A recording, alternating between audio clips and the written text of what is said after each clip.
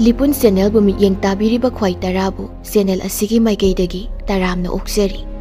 iramdamgi oiba phungawari loinana tonghan furup kanglupki wari masa kayama channel asina miyamda lepa leitana khudol tamjari loinana channel asibu hena mapung phanabagidamagta adom-adomgi thaujal nijari Thaina mamangaida Israelda Solomon Kauba yamna singba ningthau ama leirami Mahak yamna loksing leiba ningthau amani matam aduda mahak kumna singba ningthau leiramde Haujik phawbada mahaki hai singba amadi mahaki loksingi damakta ningsingnari mahak wayel thaudada yamna hairami amadi achumba su tawrami praja singna makhoi pumnamaki oina asengba ningthau phangjabada haraurami Nongmadi nupi anikhak ningthau Solomon gi darbarda asengba mama khandok pinaba wakat palaklammi makhoina pokpa kuidriba angang amagi mama oinabagi munnarami kana amatana karamba nupina angang asigi mama no haiba ngamlamde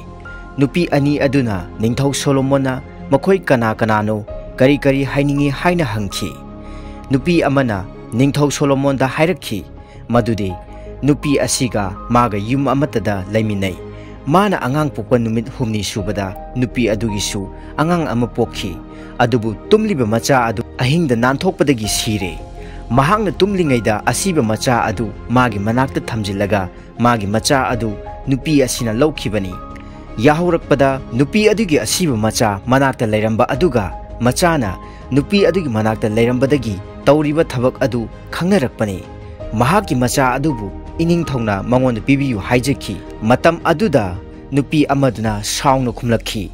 asiba angang asi mahakini ahingba angang aduna aigini asumna nupi ani aduna khanabagi kanade ining thawbo wayel tawhansi haiki ningthau Solomona nupi anigi wahai singadu taraga asumna hairaklammi chummi nakhoi animak angang asigi mama ngaktani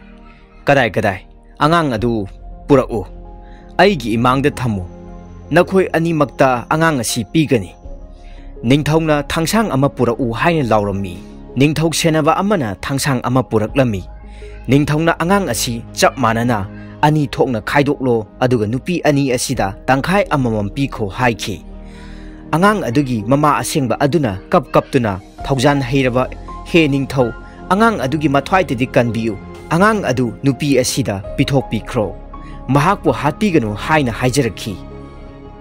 adubu nupi adunadi masi iningthaugi achumba wayalni magi su oidaba aigi su oidaba angang asi aikhoi anida khaidoklaga yenbiro iningthau haina khumlakhi ningthau Solomona makhatana wayenki madudi machabu mamana mathwaidagi hena nungsi angang asigi asengba mamadi angang asibu hinganingba nupi asini mangonda angang asi pikhro haiki Madu tabada asengba mama aduna harauna nungaina machabu mathada pammaduna pukre darbarda tiliba miyamna ningthau Solomon bu laimangni haina khanakhirami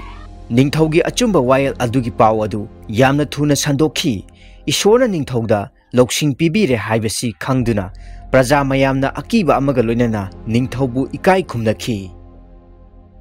wari macha asina mayamda piningliba pawjil adudi asengba achumba haibasi matam pumnamakta minamba yadabani aduga mama amana macha amabu kayagi matik nungsijai haibadu wari macha asida mayamda pawjel piri